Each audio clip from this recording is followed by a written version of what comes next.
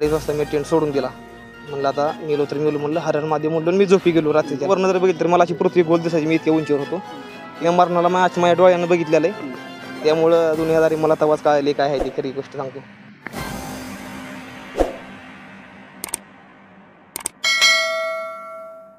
नमस्कार, MS मराठीमध्ये आपल्या सर्वांचं स्वागत आहे. मी नाथा सावंत. खरं तर MH45 रायडर हा टेंभुर्णीपासून जवळ असलेल्या लगोर्णे गावचा युवक.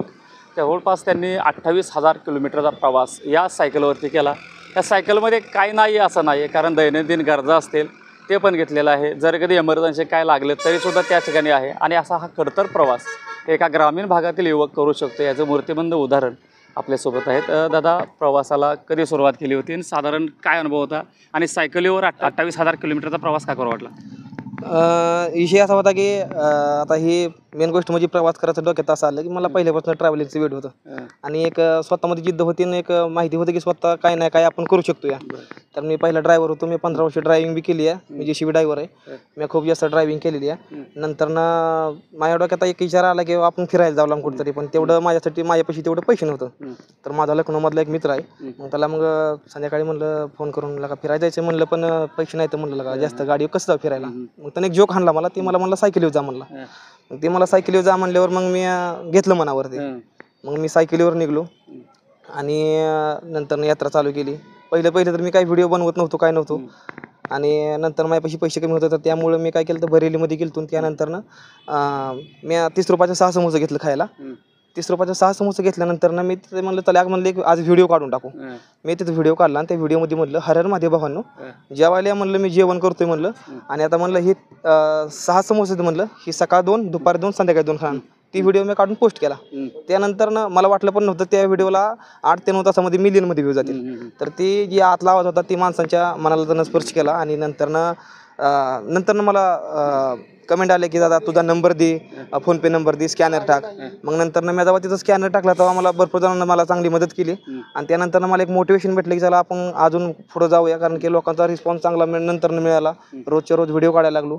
आणि आतापर्यंत मी 3 देश फिरून आलो सायकलवरती. आता मी 2024 मध्ये मेमध्ये 14 तारखेला निघलेलो होतो.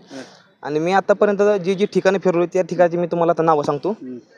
अयोध्या, केदारनाथ, बद्रीनाथ, ऋषिकेश, हरिद्वार, यमुनोत्री, गंगोत्री, लेह लडाख, जम्मू काश्मीर, राजस्थान, जयपूर, नेपाळ, काठमांडू, पशुपतीनाथ, मुक्तीनाथ, दार्जिलिंग, सिक्कीम, गँगटॉक, बाबाधाम, नाथुला, आसाम, गुवाहाटी, कामाख्या, नंतर अरुणाचल, तवांग, चायना बाउंड्री.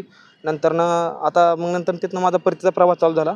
तिथनं नंतर मी आलो वेस्ट बेंगॉलमधनं. मग नंतर बिहारमधनं मग नंतर मी बिहारमधून नंतर मग मी पुढं आपल्या केदारनाथला गेलो. बाबा केदारनाथचं दर्शन घेऊन ऋषिकेशमधून मी चप्पल काढून यात्रा केली होती. तिथनं 175 किलोमीटर मी सायकल घेऊन बाबा केदारनाथच्या मंदिरामध्ये. या सायकली पूर्ण 40 किलो वजन आहे माझं.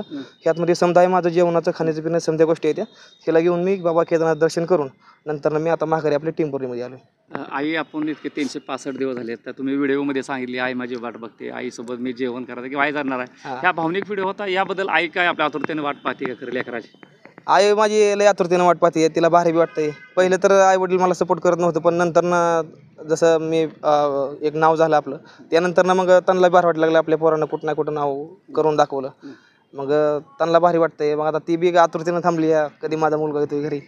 साधारण सोबत कोण नव्हतं का? एकट्यानेच प्रवास का सुरू केला, का सोबत यायला कोण तयार नव्हतं? सुरुवातीला तर माझा अजून एक मित्र होता, पण त्या मित्राचा नंतर प्रॉब्लेम झाल्यामुळं ते नको म्हणला. मग ती इंदोरमधनं माघारी आला. नंतर पुढे मी एकटाच गेलो. पण शिक्षण जास्त माझं नव्हतं आणि त्यावेळेस मी नवीन यात्रा चालू केली ती. मग मला काय जास्त म्हणजे माहिती नव्हती. माझ्या पण मनात प्रश्न आला की बाबा चला आपण जाऊ माघारी इथनं इंदोरमधनं, कारण ती बी गेला एकट्याला मन लागत नव्हतं. एकटा 2 दिवस कधी घर सोडून नव्हतं राहिलो मी. मग नंतर येत नव्हतं काय कुठल्या गोष्टी ती माघारी आला. मला माहीत नव्हतं ही तिकडल्या गोष्टीच्या ठिकाणं काय माहीत नव्हती बस पकडायची. नंतर मी एकटाच तरी येऊन पुढे गेलो. आणि महादेवाच्या कृपेनं आज माझं 1 मिलियन म्हणजे 10 लाख फॉलोअर माझं समजा कंप्लीट होतं सोशल मीडियाला. आणि हे समजा माझ्या महादेवाच्या कृपेनं झालेलं आहे. खूप जास्त भारी वाटतंय. आपल्या टीमवरतली माणसानं खूप जास्त सपोर्ट केला. सत्काराला बाई आली ती मागाशी. खरंच खूप जास्त छान वाटलं मला. एखादा प्रसंग काय आठवतोय का जेणेकरून डोळ्यात पाणी आलंय, जिथं की पाणी मिळालं आहे, अन्न मिळालं नाही, किंवा असा एखादा प्रसंग आहे की बाबा इथून प्रवास आपल्याला सायकलीवर उगत आला, असं कधी वाटलं का? हे माझ्या संग झालं होतं तवांगमध्ये, जिथं चायना बाउंड्री होती. विषय असा झाला की मी सकाळच्याला निघलो होतो. मला शिला टॉपला जायचं होतं. शिला टॉप हे चायना बाउंड्रीकडल्या साईडला येते. मग तिथं पूर्णपणे आर्मी एरिया आहे. मला शिला टॉपलावर जायचं होतं जिथं जसवंत सिंगनं चायनाची 300 शिपाई अडवून धरली होती आणि तिथं एकट्यानं जसवंत सिंगनं 300 चायनाच्या शिपायांना मारून तिथं टाकलेलं होतं. तर त्या ठिकाणी मला जाण्यासाठी मी तवांगमध्ये गेलो. त्यानंतर मला वर शिला टॉपला जायचं होतं. त्याची जी हाईट आहे ती 22,000 फूट हाईट आहे त्या ठिकाणाची. मग तिथं जेव्हा मला जायचं होतं त्यावेळेस मी खालनं आर्मी कॅम्पमध्ये माझा मुक्काम होता. एक दिवस मी आर्मी कॅम्पमध्ये थांबलो आणि आर्मी कॅम्पमध्ये मग सकाळ मी 8 वाजता निघलो. तसं मी 6 वाजता निघायला पाहिजे होतं कारण की तिकडे अंधार 4 वाजता पडतून उजडतं 4 वाजता पहाटेला. तर त्यामुळे मला निघायला सकाळ उशीर झाला आणि बर्फबारी लय जास्त चालू होती. टकोर एवढा बर्फ होता आणि त्या बर्फामध्ये मी 1.5 महिना काढला होता. नंतर मला निघायला तिकडनं उशीर झाला. माझं कॅल्क्युलेशन हुकलं निम्यात जाऊन. कॅल्क्युलेशन हुकल्यावरनं मग नंतर मी 5 किलोमीटर पुढे गेलो. बर्फबारी लय जोरानं चालू झाली. त्यानंतर पाठीमागनं पण रस्ता पॅक झाला बर्फाचा आणि पुढनं पण येणारा रस्ता पॅक झाला. मी नंतर मध्ये तिथंच अडकलो. तिथं मध्ये अडकल्यानंतर मग माझ्यापाशी पाणी बिणी काय नव्हतं प्यायला. मी आज दुपारी पाणी प्यायलं होतं. उद्या दुपारच्याला मला पाणी मिळलं होतं प्यायला. तर विषय असा झाला की त्यानंतर त्यामध्ये माझ्यापाशी छोटासा गॅस आहे. तर ते गॅसमध्ये मी बर्फ टाकून ते बर्फ वितळवून मी त्याचं पाणी पिलो आणि नंतर मग मला दुसऱ्या दिवशी मी सकाळी उठलो झोपेतनं. एका ठिकाणी मी थांबलो होतो. तिथं मरण्याचा म्हणजे लय भयंकर प्रसंग आला होता. रात्रीच्याला 7 वाजताचं मी टेंट लावलं एका ठिकाणं तिथं फसल्यानंतर कारण की पाठीमागनं बी आणि पुढनं बी बर्फानं रस्ता पॅक झाला होता. गाड्या काही वर येत नव्हत्या. मग नंतर मी ते थांबल्यानंतर रात्री 7:30 वाजल्यापासून हवा चालू झाली. वर बर्फाची ठिकाण होतो. हवा चालू झाल्यावर मग नंतर खूप जास्त हवा चालू झाली. रात्रीच्याला मी 2:30 वाजेपर्यंत मी जी टेंट आहे टेंटला धरून थांबलो होतो कारण की ती टेंट हलका असतो ते सारखा मोडा आहे बघायचा. मी तरी पण नाही हार म्हणता 2:30 वाजेपर्यंत मी टेंट धरून राहिलो. दिवसभर काय पोटाचं काय नव्हतं माझ्या उपाशी होतो मी. नंतर मग रात्रीच्याला मी 2:30 वाजता मी टेंट सोडून दिला. म्हणलं आता मेलो तर मेलो म्हणलं हर माध्यम म्हणलं मी झोपी गेलो. रात्रीच्याला मी झोपी गेल्या. मग सकाळी 7:30 ते 8 वाजता मला जाग आली. मी इतक्या हाईटला होतो. सध्याला एक एरोप्लेन ज्या ठिकाणी जातं त्या ठिकाणी इतक्यावर उंची होतो. मी जरी वरनं जरी बघितलं तर मला अशी पृथ्वी गोल दिसायची. मी इतक्या उंचीवर होतो. ती फोटो माझ्या इंस्टाग्राम अकाउंटला बघायला मिळतील. मी काही कुठली खोटी गोष्ट काय बोलत नाही. जी आहे ती रिअल आहे समजा गोष्टी. मी मरणाला माझ्या डोळ्यानं बघितलेलं आहे. त्यामुळं दुनियादारी मला तवाच कळाली काय आहे ती खरी गोष्ट सांगतो.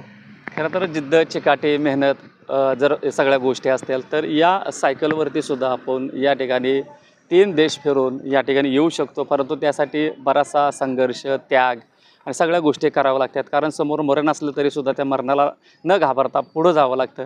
असा हा सायकलस्वार MH45 रायडर जो महाराष्ट्र नव्हे तर देशामध्ये प्रसिद्ध झाला असा हा टेंभुर्णीमध्ये युवक आलेला आहे. त्यांचा MS मराठीच्या माध्यमातून छोट्याशी मुलाखत घेऊन त्यांच्या पाठीवरती शाबासकीची थाप दिली पाहिजे. कारण आज 10 किलोमीटर 5 किलोमीटर जायचं मला तर सायकलीवर नको वाटतं.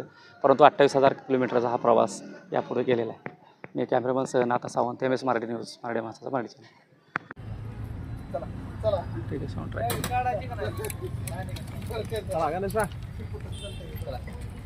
भेटू दे त्याला 100% जाऊ कॉपी प्यायला नक्की होय फोन करतो. माझा नंबर आहे तुमच्यापाशी. माझा आहे की नंबर आहे ना मला वाटतं फोन करा. बरं ठीक आहे.